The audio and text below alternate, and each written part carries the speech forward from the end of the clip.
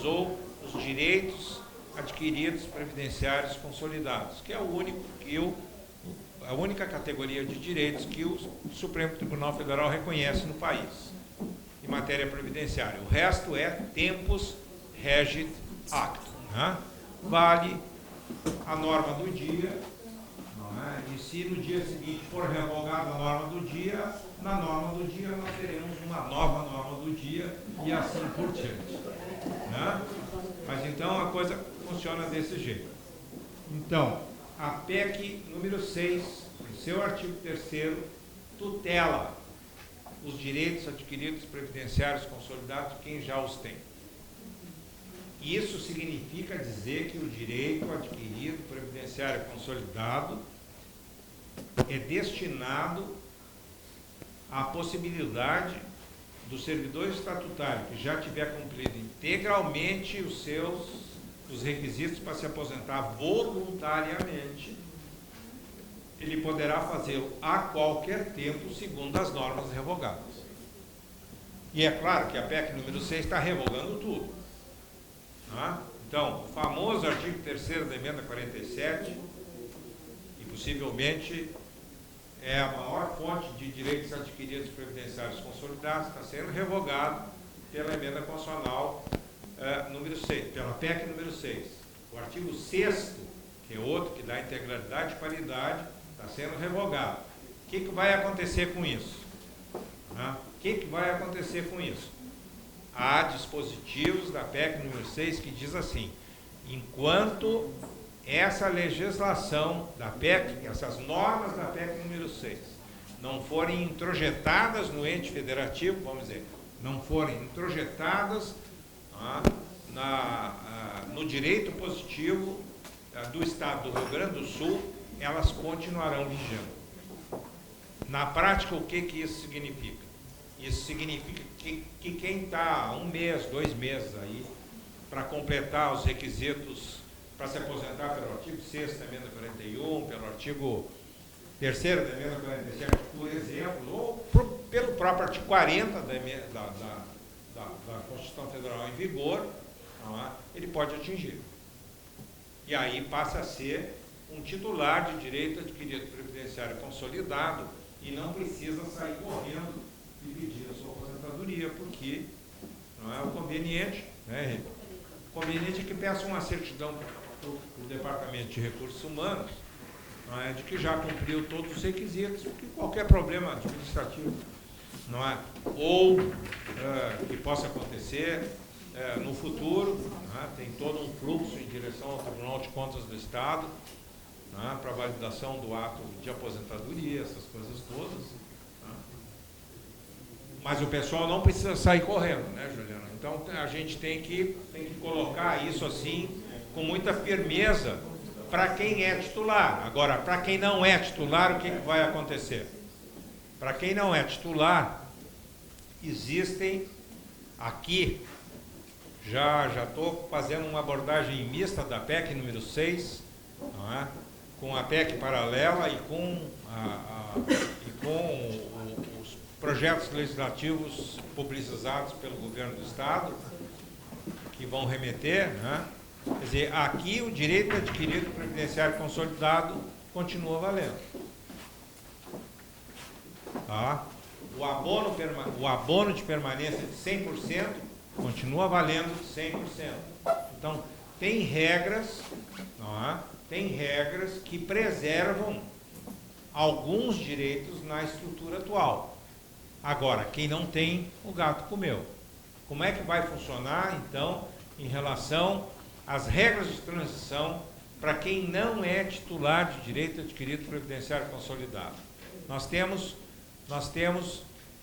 aqui para o Rio Grande do Sul, nós temos 4 normas, assim, no geral, para servidor titular de cargo efetivo, 4 normas que dispõem sobre regras de transição.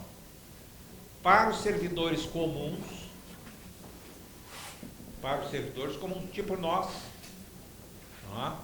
que não são professores, não são militares, não exercem profissões periculosas, salubres, essas coisas, para os servidores comuns, como nós, todos nós, juízes, promotores, defensores públicos, enfim, né? O que está valendo? Estão valendo duas regras de transição. Ou no artigo 4º da PEC número 6, que é aquela estrutura, né, que vai exigir quase que uma corrida inalcançável, e que para as mulheres, vou pegar as mulheres assim, né, para as mulheres que fazem parte do regime de transição da emenda 20 ou do regime de transição da emenda 41, aqueles dois contingentes, vão precisar trabalhar em torno de 7 a 10 anos a mais para poder se aposentar com integralidade e paridade. Tá? Então, assim, qual é o preço a pagar, tanto do artigo 4º da emenda 6, quanto do artigo 20 da emenda 6, que é aquele pedágio de 100% para quem tem 57 se mulher, não é? Ou 61 se homem. Aquele pedágio de 100%. O preço a pagar é trabalhar muito mais. Então, muito possivelmente, esse pessoal aí, para poder se aposentar com integralidade e paridade, não é, vai ter que trabalhar, seguramente, os homens entre 6, 7, 8 anos e as mulheres de 6 a 10 anos a mais do que normalmente trabalharia para se aposentar com integralidade e paridade. Se não quiser, não é, pode, entre aspas, migrar compulsoriamente, na verdade seria voluntariamente, para o regime das médias. E no regime das médias, aí faz o sinal da cruz, não é? Chama o curandeiro, porque aí o negócio vai pegar, né? Então é mais ou menos assim. Nos artigos 5º e 21 da PEC número 6, então existem essas regras de transição para o pessoal de profissões especiais, de cargos especiais, né? Então, professor, 5 anos a menos, são os agentes penitenciários, são os policiais civis, os policiais militares, enfim, né? Os exercentes e tem um rolo aí na PEC paralela, né, do pessoal lá da periculosidade, né? E, enfim, são essas coisas assim. Quando tiver uma deficiência. Também, tem regra. Que favorece. Tem. Regra de deficiência nunca favorece. Não é? Se regra de deficiência favorecesse, ninguém precisaria dela. Tudo é deficiência.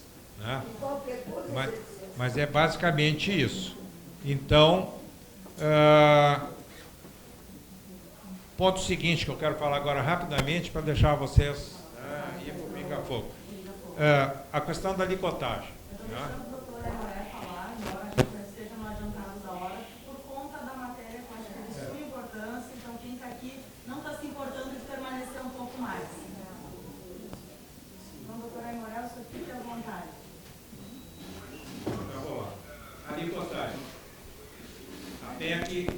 A PEC número 6 aprovou a licotagem escalonada e progressiva. Isso aí está entronizado, essa matéria vai ser judicializada, sem sombra de dúvida. Não é? Quem vai acabar dando a última palavra sobre isso vai ser o Supremo Tribunal Federal. Porque a contribuição social previdenciária, ela, na tradição do direito tributário brasileiro, ela não se compatibiliza com uma contribuição escalonada progressiva. Essa é a história do direito tributário brasileiro. Agora, se vai continuar assim, se vai mudar, quem vai dizer isso vai ser o Supremo Tribunal Federal. Mas, e aí tem uma peculiaridade. Então, esse escalonamento progressivo vai acabar dando inúmeros resultantes numa licotagem de 14% mais 2%, mais 2%, segundo as faixas aqui no Estado. Então, aqui no Estado, né? Dá 14% até o teto do RGPS, ou alguma coisa parecida. Do teto do RGPS até R$20.000 dá 16%, e eu nunca sei se é 16% ou se é 2 pontos percentuais sobre 14, que vai dar 16 para 28, não é? E de 20 a 39 mil, mais 2 pontos percentuais. Então, a licotagem seria em torno de, fazendo uma conta redonda, de 19%. Tá? Para o pessoal nativo, a má notícia para o pessoal já aposentado é o seguinte: a regra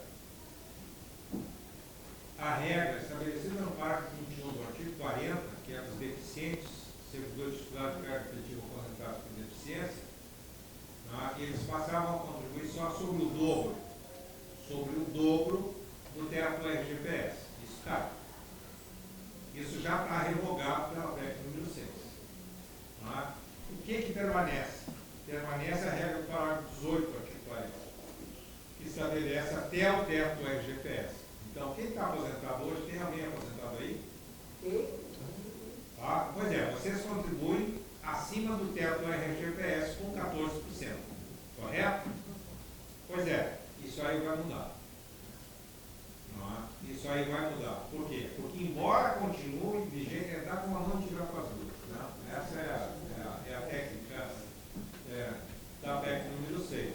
Embora continue vigente o parágrafo 18, que foi reposto no Senado, né, no relatório do senador Cássio Gereissati, a PEC número 6 estabelece, na nova redação de regras, de normas e regras do artigo 149, que a licotagem dos aposentados e dos pensionistas, essa ordinária, em caso de insuficiência atuarial, de déficit, né, e insuficiência, e ou insuficiência, é déficit não,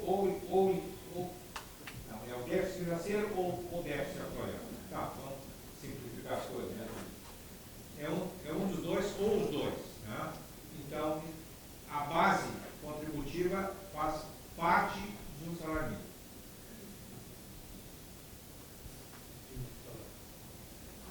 Assim,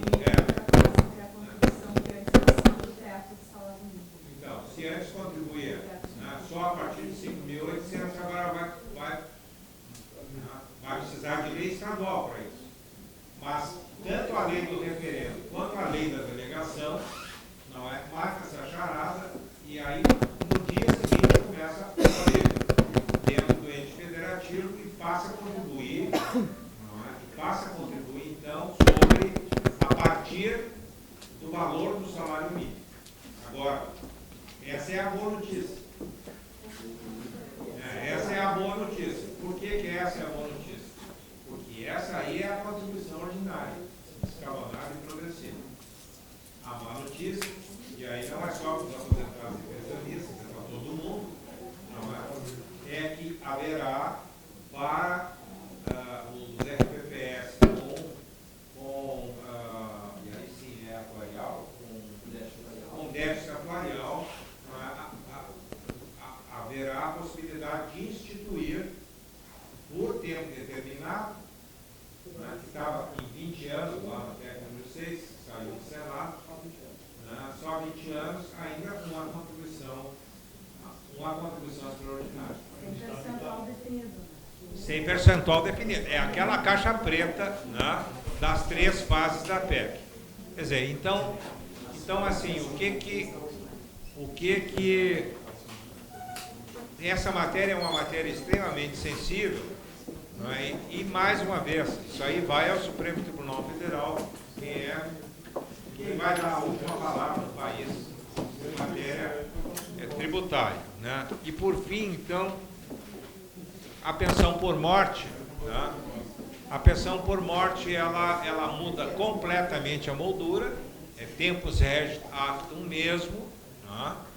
Então passa a ser 50% do último vencimento ou subsídio do servidor ativo ou aposentado falecido, né, acrescido de tantas cotas de 10% quanto forem os dependentes maiores. Então, marido, esposa, companheiro, companheira, filho maior de idade, esse negócio todo, 10%. Para os filhos, né, menores de idade, até os 18 anos, então a cota é de 20%. Então, por exemplo, se tiver, se o sujeito morreu, deixou mulher e um filho menor de idade, a pensão vai para 80%. Né? Quer dizer, então é 50 mais 10 para o cônjuge supérstite, ou companheiro, enfim, né? Mais 20% para o dependente menor. Se não, é 70%, e aí vale 10% cada um. Eu podia ficar falando até quinta-feira da semana que vem, né, Juliana? Sabe, porque dá uma angústia da gente querer passar para vocês, sabe, aquilo que traz vocês para cá. Mas eu acho que o melhor mesmo agora é inverter o fio, né? É ir para o pegar fogo. Muito obrigado.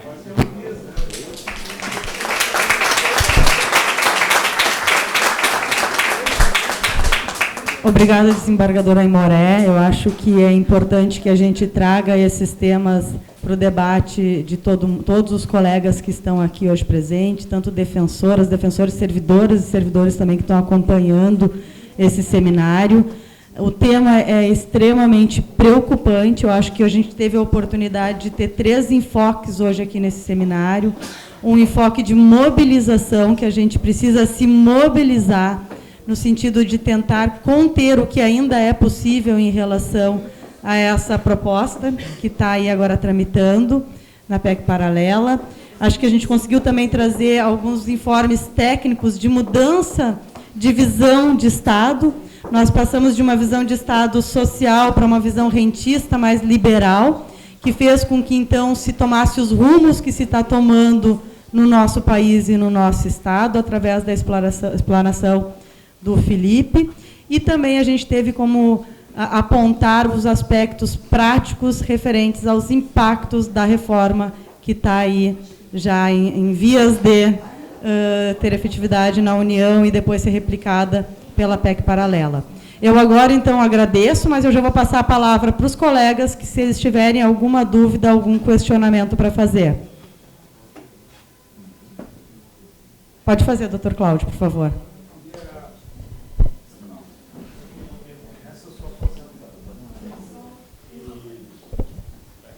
Sou aposentado, meu nome é Cláudio Batista de Souza. A maioria eu acho que são todos ativos ainda. E eu gostaria de agradecer em especial à associação e aos nossos colegas que estão aqui, se assim os posso chamar, acho que sim, que já pertencia às entidades no passado.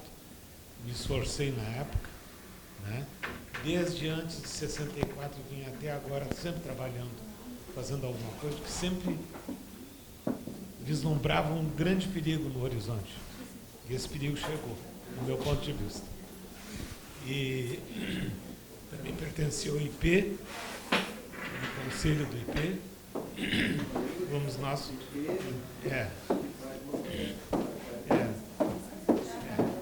Então eu quero agradecer essa acolhida que houve e acho que. Obrigado. E espero que essa nossa presença continue sempre ativa, junto com os ativos e inativos. Isso é uma necessidade. Há uma necessidade.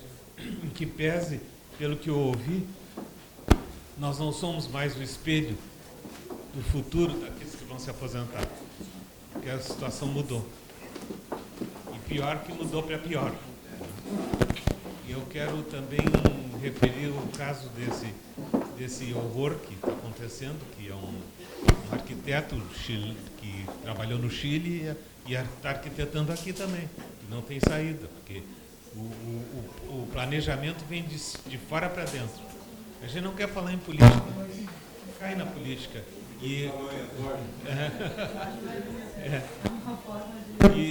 e assim, ó, e uma coisa horrorosa, porque não é só os que morrem nas ruas, nas cages chilenas, são os que morrem dentro de casa, porque os aposentados no Chile estão se suicidando, se matando dentro de casa, porque não tem o salário, como o doutor Aimoré falou a respeito disso aí. Fotografou, mas a realidade é essa. Então eu queria agradecer e passar para o próximo falante aqui, que eu não quero ocupar mais tempo de ninguém. Alguém mais tem algum questionamento? Só uma coisa, só gostaria que se fizesse sempre um próximo bis a respeito das matérias. Porque eu tenho certeza que nesse repique elas vão mudar muita coisa. Inclusive lá no Congresso, a coisa estava mudando. Ontem eu passei até tarde escutando.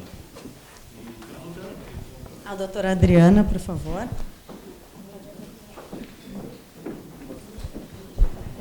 Boa tarde. Eu gostaria de agradecer a participação de todos vocês e a disponibilidade de tempo em vir nos esclarecer a respeito de tudo que está nos acontecendo e o céu desabando sobre as nossas cabeças. E embora a palestra tenha sido suficientemente esclarecedora, eu tenho assim alguns temores pessoais que eu gostaria de me certificar mais uma vez, embora eu já tenha até entendido. Eu, evidentemente, já tenho preenchido os meus requisitos para aposentadoria, não gostaria de me aposentar hoje ou nos próximos meses, mas tenho um receio de, no futuro, vir a me ser exigido algum desses novos requisitos, como, por exemplo, a idade. Eu não tenho 62 anos, farei daqui a 2 anos, e hoje estou numa posição muito confortável de que, se quiser sair amanhã, saio amanhã. Essa nova situação me imporia, para manter a paridade e integralidade, o requisito da idade daqui para diante ou não? Adriana?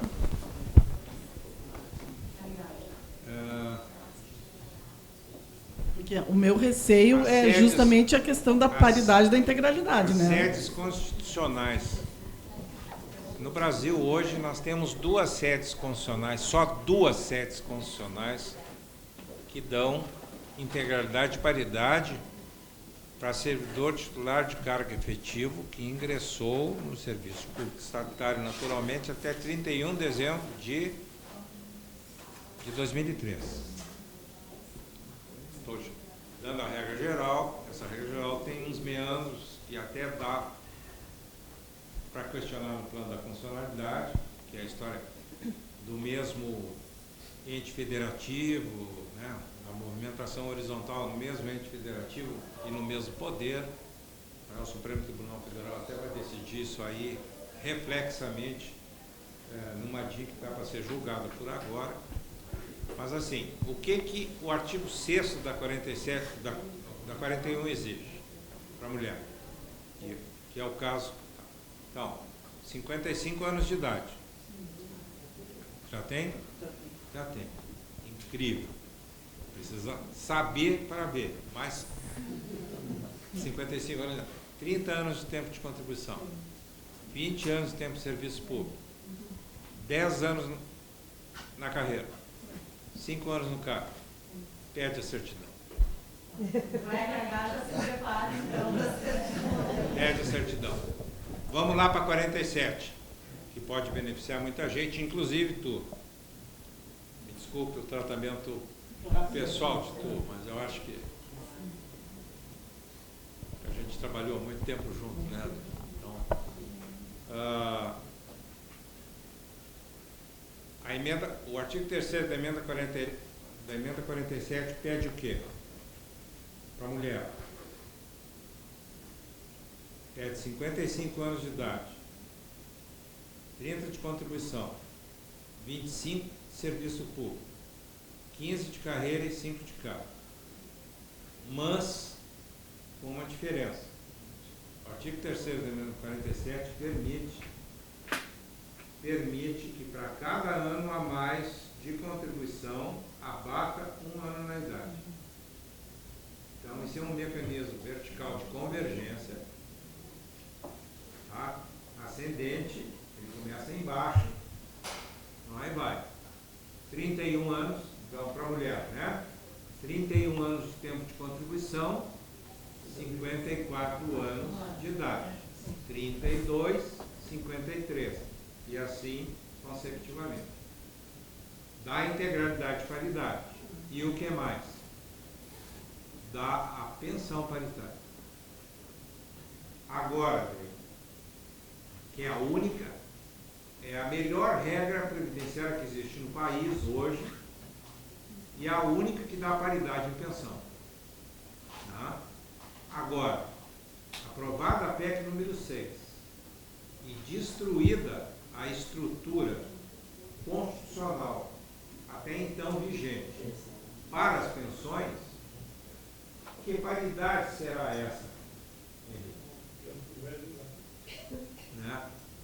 Não tem mais baliza de paridade. Por quê? Porque a pensão passa a ser 50%, né? 50% da remuneração, mais cotas de 10% na regra geral, ou 20% para seres menores.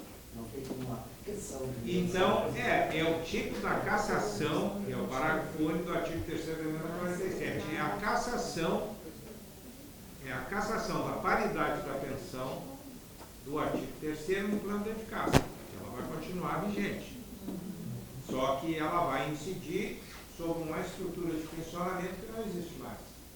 E que não tem mais condições de dar paridade num mecanismo que extingue a paridade, tá? que extingue a integralidade que ampararia, digamos assim, a paridade. Então o que eu tenho sugerido? Assim, ato de aposentadoria é ato complexo. Ele pode começar sendo questionado no âmbito do órgão que o servidor trabalha. Né? Depois, pela legislação vigente, a lei complementar vigente foi aprovada no ano passado, né? Esse ato de aposentadoria do órgão e do poder vai para o IP. O IP vai fazer um exame de viabilidade e se tiver problema, ele devolve para o órgão e diz, olha aqui, tem problema. Dá um jeito. Né? E é claro que eles vão ficar em mim. Então é previsível que haverá uma homogeneização, digamos assim, de medidas administrativas no plano de avaliação das aposentadorias e pensões. Então volta para o órgão. Aí o órgão emite o ato de aposentadoria. Esse ato de aposentadoria ele vai trafegar em direção ao Tribunal de Contas do Estado. E lá ele será objeto. O Tribunal de Contas é a última palavra no país, sob o ponto de vista constitucional, em matéria de previdenciamento, né? Das aposentadorias. Então, lá haverá um novo juízo de valor. O que eu estou sugerindo para o pessoal, né? Que já completou todos os requisitos para se aposentar, né?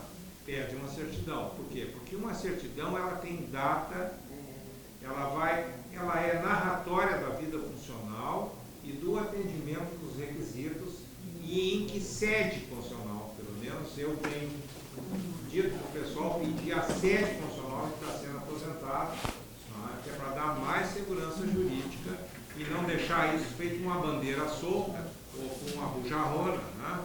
Vela 3/4, com o vento batendo de tudo que é lado, e o sujeito não sabe onde é que foi aposentado. Sabe de cabeça, mas não está no ato declaratório. Né? Então eu tenho sugerido isso, ato cautela, né? Uma certidão em sede de mandado de segurança é praticamente um liminar assegurado, uma antecipação de tutela, né? De urgência, tutela provisória de urgência, enfim, esse negócio todo. Então eu acho assim que se ficar no 60, no artigo 6º, não é? Tu te aposenta a qualquer tempo, até os 75 anos. No artigo 3º, se tu tiver, não é? Pede a certidão que te deu o artigo 3º, porque, enfim, é um melhor direito, né? Mais amplo, embora não tenha mais base de incidência com a publicação da PEC. Eu acho que é isso. Assim me tranquiliza. Muito obrigada. Alcança o microfone ali para o pessoal.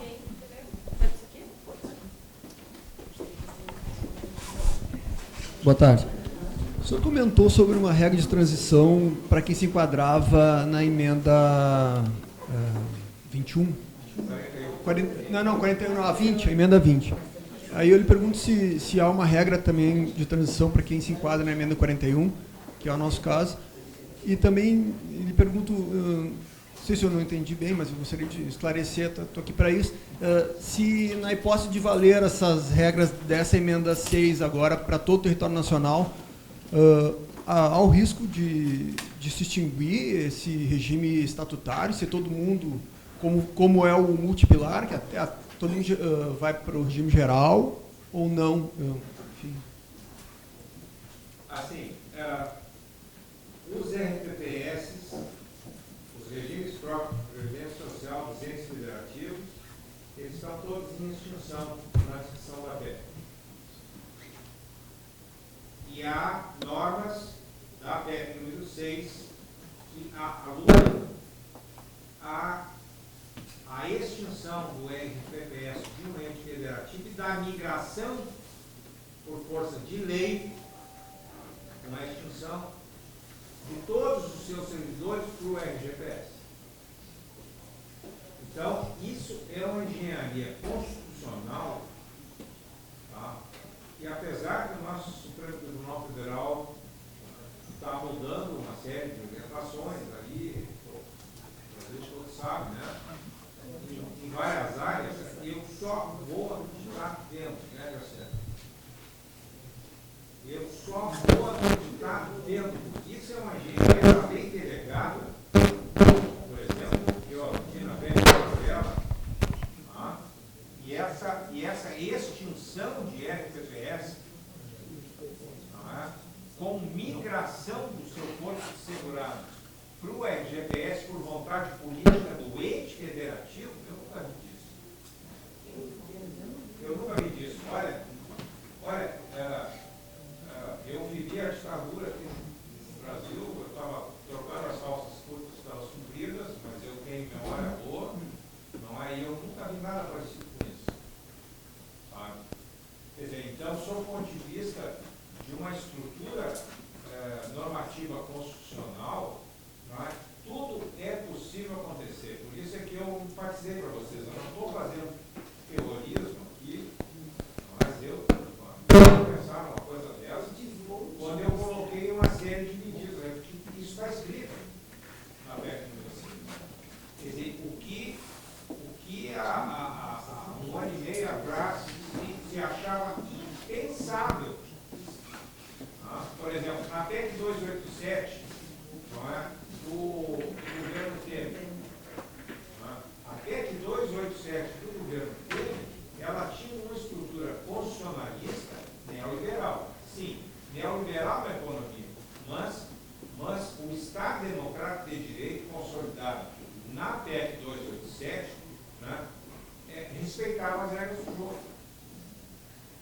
jogo histórico do previdenciamento brasileiro, do jogo histórico do previdenciamento brasileiro. Certo? Na PEC número 6, há uma ruptura de proposta. Não vamos ideologizar a coisa, não é uma questão de ideologia, sabe? É virar a página, é o que eu estou dizendo, é virar a página, virou a página, sabe? E a PEC número 6, ela já só falta promulgar e publicar, ela já foi aprovada em segundo turno, não tem veto, e PEC não tem veto. Nem sanção. Nem sanção. Né? Quer dizer, a mesa do Congresso Nacional promulga, né? E ela passa a valer a partir da publicação. Início de vigência a partir da publicação. E deitar os seus efeitos no plano de eficácia. Tudo é possível. Tudo é possível por quê? Porque a Previdência Social brasileira, seja na vertente privada do RGPS, seja na pública, tá? Ela foi para o espaço. Então, tudo é possível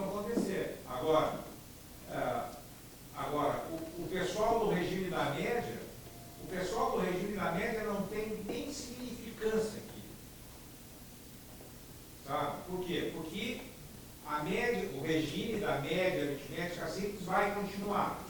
Mas vai continuar em que ano? Para esse pessoal antigo, possivelmente tu estás nesse pessoal, para esse pessoal antigo funciona como regra de transição.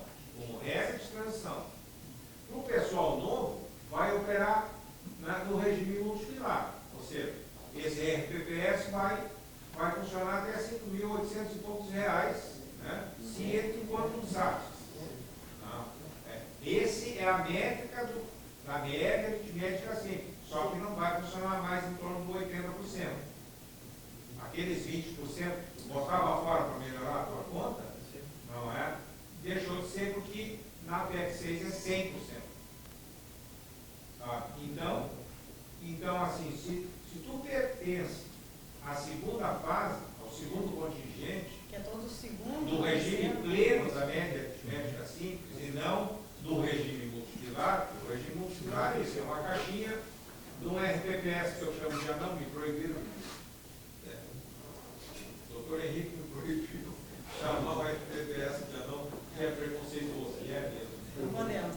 E é mesmo. Então, eu me beneficio.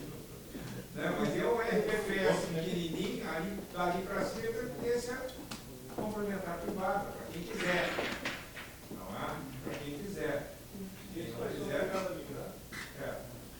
quer dizer, então, Desde que haja uma regra que possa levar alguma Desde que coisa. tenha o benefício especial que como é veio. que é o nome? Igor, Igor, o que o pessoal está fazendo? O pessoal jovem está falando, o pessoal do segundo contingente, o pessoal vinculado ao regime pleno da média aritmética assim, o que o pessoal está falando? Eu vou migrar. Por que eu vou migrar? Eu vou migrar porque aí eu recolho menos. Né? Eu vou recolher até o teto do RGPS. Sim, E daqui a 20 anos, 30 anos, eu vou me aposentar com o teto do RGPS. Né? Mas até lá, né, eu quero dinheiro no bolso do Estado, como dizia o desembargador Marco Antônio Barbosa Leal, né? Na presidência do tribunal. É dinheiro no bolso do Estado. Né? Então é mais ou menos por aí. o senhor concorda?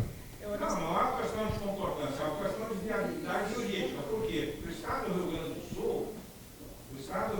Sul, não, no seu previdenciamento multipilar, na previdência complementar, ele não tem benefício especial. Então, o sujeito que sair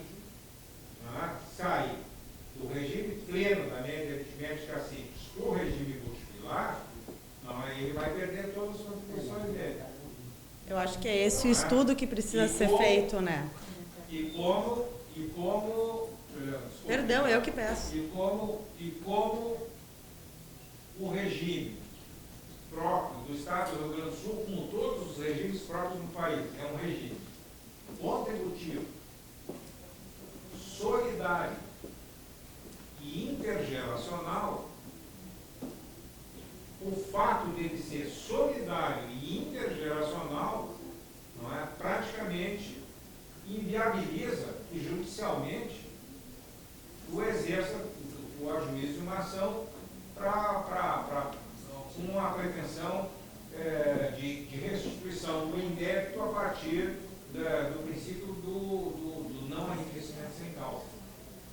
Que seria uma engenharia, claro, dá para aperfeiçoar mais isso aí, não é? Dá para construir teses bem sofisticadas nisso aí, mas essas duas características, regime próprio, que é contributivo, naturalmente, mas é solidário, é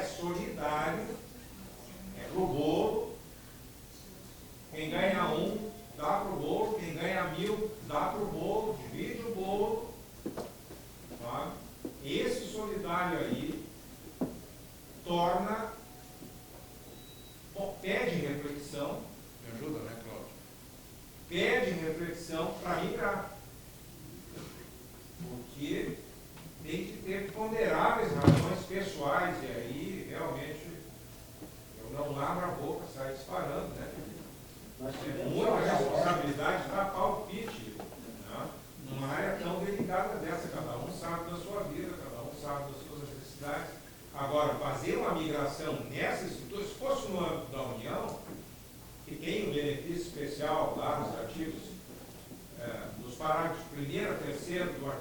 ser da 2.618, que é a lei da Dilma, né, que instituiu o regime multipilar no âmbito da União, se tivesse, bom, aí tudo bem.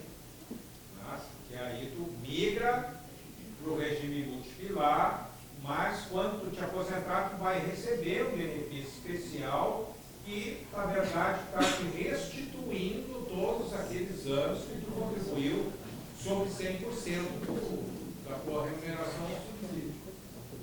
Entendeu? Então, tem uma lógica de equidade nisso aí. Né? A lei da União é uma boa lei para quem quer migrar. Agora, aqui no Rio Grande do Sul não tem isso. Tem a previdência complementar, tem a migração, a possibilidade de migrar, e essa migração é irretratável. Migrou, não tem volta. Não. E vai migrar no prejuízo. Imagina quem tem, por exemplo, 10, 15 anos de contribuição sobre 100%. Vai ter que trabalhar mais 15 ou 20 anos, e perder tudo. Então, é um negócio assim que, sabe, tem que pensar bem. Só para acrescentar a informação também, o que acontece? Só para nessa linha, só para acrescentar uma informação que a PEC, ela ainda que estabeleça a extinção dos RPPS, ou seja, pode extinguir o RPPS, mesmo que seja superavitário, do ponto de vista prático administrativo, é muito ruim. Nós temos hoje 3 RPPS municipais em extinção, tá? É ruim por quê? Porque tu perde a receita previdenciária e fica com a despesa. Tá? Então, do ponto de vista de viabilizar isso que a norma autoriza, não é bem assim. Uma outra questão, que é uma outra fragilidade que nós temos na nossa previdência complementar em relação à União, é que nós não temos o seguro para os eventos não programados. Então, hoje, quando um servidor ingressa no regime de previdência complementar, né, ou mesmo que ele migrasse, vamos dizer assim, né, e perca as suas contribuições anteriores, ele entra na previdência complementar. Imaginemos um servidor que ganhe 20 mil. Né? Se ele vem a óbito, a família dele vai receber o teto do regime geral e aquilo que ele tiver depositado lá na capitalização. Né?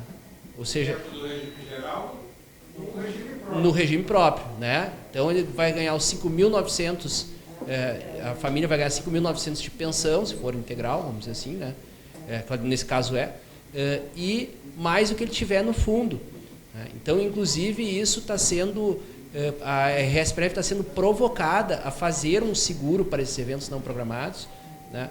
Recomenda-se, inclusive, que as entidades, associações façam para os seus servidores, enquanto a RSPREV não faça, né? Para dar segurança a esse servidor que não está amparado por essa questão. Tá? Então, um outro aspecto.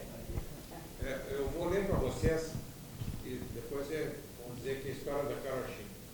O artigo 34 da PEC, que já está aprovado, só falta promulgar e publicar, diz o seguinte: na hipótese de extinção por lei de regime previdenciário e migração dos respectivos segurados para o regime geral de previdência social, serão observados, até que lei federal disponha sobre a matéria, os seguintes requisitos pelo ente federativo. 2 pontos. E aí vem uma feira. Então, se alguém falasse isso aqui há 1 ano atrás, eu mandava prender.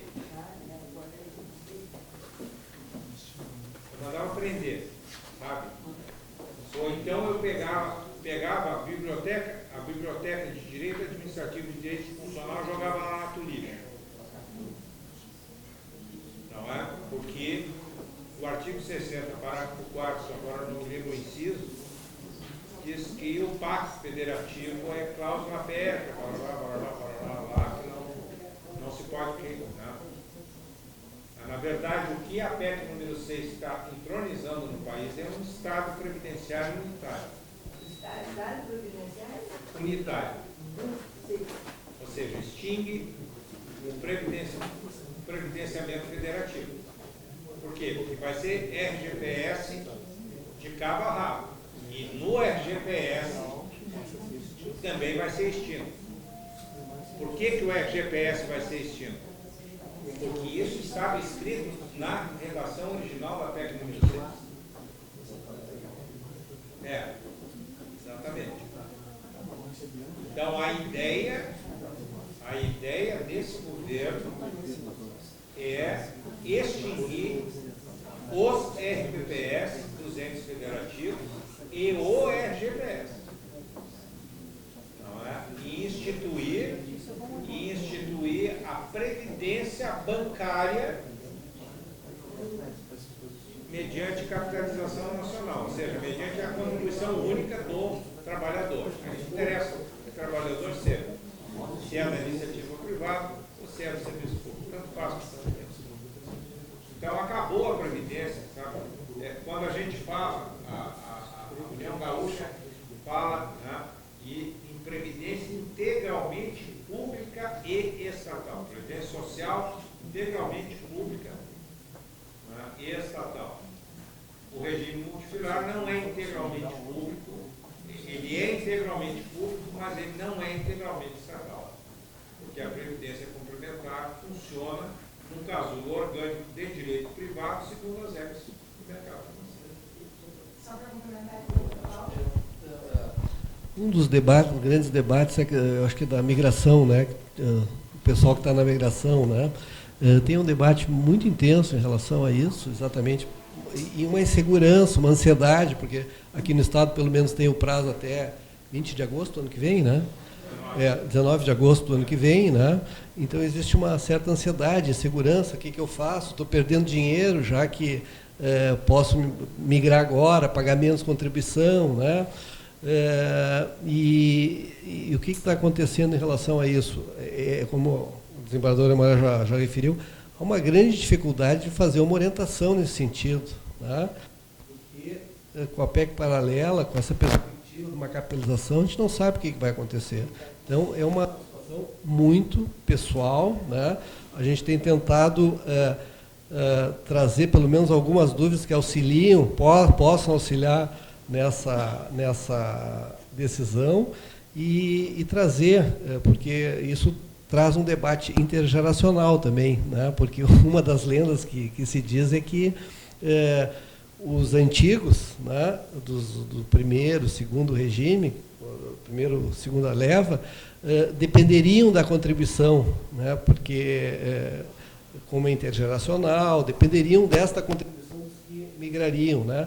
Na verdade, tanto a regra geral da União em relação às posições gerais dos regimes próprios, quanto a lei estadual aqui, que é repetida, isso não há nenhuma discussão. Sempre a insuficiência foi paga e está sendo paga pelo Estado. O Estado é que vai garantir quem está na repartição simples, quem está na paridade e na integridade, já garante hoje, né? Então, não é o fato de migrar, não existe nenhum interesse dos antigos em que os novos permaneçam, né, no regime, e acho que até pela minha avaliação, mas isso aí, enfim, tem que confirmar, é que, eventualmente, até migrando, isso facilita para os antigos, porque, em termos atuariais, esse passivo que existiria pleno, né, passa a ser só por esse teto que é menor. Então, isso até... Porque o nosso pessoal, eles se comunicam bastante, Defensoria, Judiciário, Ministério Público, né? Eles se comunicam bastante, então seria bom, eventualmente, se estiverem em contato com o mesmo grupo da migração, desconstituir um pouco esse fato de que haveria algum interesse dos antigos manter os novos atrelados à paridade, integralidade, regime das médias. Não, a migração até, na minha avaliação, acho que facilitaria, ajudaria na questão do distensionamento do cálculo atuarial, da projeção atuarial. Isso tem reflexos positivos. Então, mas é uma situação muito pessoal, ainda dependente desta PEC paralela, né, e que é difícil, né?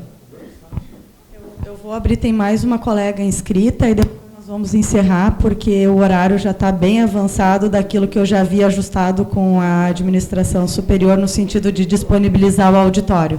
Então, vou pedir para a colega se manifestar, depois a gente faz o encerramento. A minha dúvida, na verdade, era sobre a migração, ela foi respondida. Posso ouvir a pessoa? Então, assim, olha, eu acho que, não havendo mais nenhuma pergunta, eu gostaria de agradecer muito ao Dr. Cláudio, ao Dr. Aimoré, ao Felipe também, que contribuíram para que a gente pudesse tirar dúvidas, ficar um pouco alarmados, mas é importante que a gente tenha consciência do impacto dessa reforma já aprovada e dos impactos que virão em função da PEC paralela que está agora tramitando. O tema é de extrema relevância. Nós pedimos a mobilização de todas e todos, dentro do possível, para que a gente ainda consiga buscar alguma redução de danos. A ANADEP tem atuado junto com a FONACAT e junto com a Frentas em Brasília, de forma unida. É um trabalho que tem sido muito difícil em Brasília, mas a gente agora vai seguir na PEC 133 para buscar essa redução de danos. Eu gostaria de agradecer muito e trago a preocupação, que é uma preocupação nossa como União Gaúcha, no sentido de vir, eventualmente, o sistema capitalizado de novo, naquele modelo original da PEC, que, num primeiro momento, veio com as instituições financeiras públicas, num segundo momento, houve a intenção de que essas instituições financeiras fossem privadas, ou seja, abrindo ao mercado financeiro, de forma aberta. Então, essa é uma outra preocupação que vai vir agora, eventualmente, quando for apresentado o sistema de capitalização, que se conseguiu conter. Eu acho que essa é uma das poucas coisas que se conseguiu vencer na PEC 6, foi a questão do regime capitalizado na forma proposta. Então, a luta não terminou, é uma luta árdua, e gostaria muito de agradecer a todos vocês que dedicaram essa sexta-feira à tarde para trazer esses esclarecimentos aos colegas. E eu gostaria de convidar a doutora Suzana, que se encontra aqui na frente, que veio de Uruguaiana, uma colega que se mostrou extremamente preocupada, porque é uma servidora estadual de longa data e ficou temerosa dos impactos que poderiam ter essa reforma para ela. Ela foi uma das primeiras, eu disse, Suzana, vem, porque hoje também teve um curso de gestão de competência, vem que depois nós vamos conseguir organizar essa palestra. Ela veio, está aqui. Então, eu gostaria de te convidar, doutora Suzana, para que venha entregar uma pequena lembrança para os nossos palestrantes, que de forma voluntária vieram aqui trazer esses esclarecimentos para nós.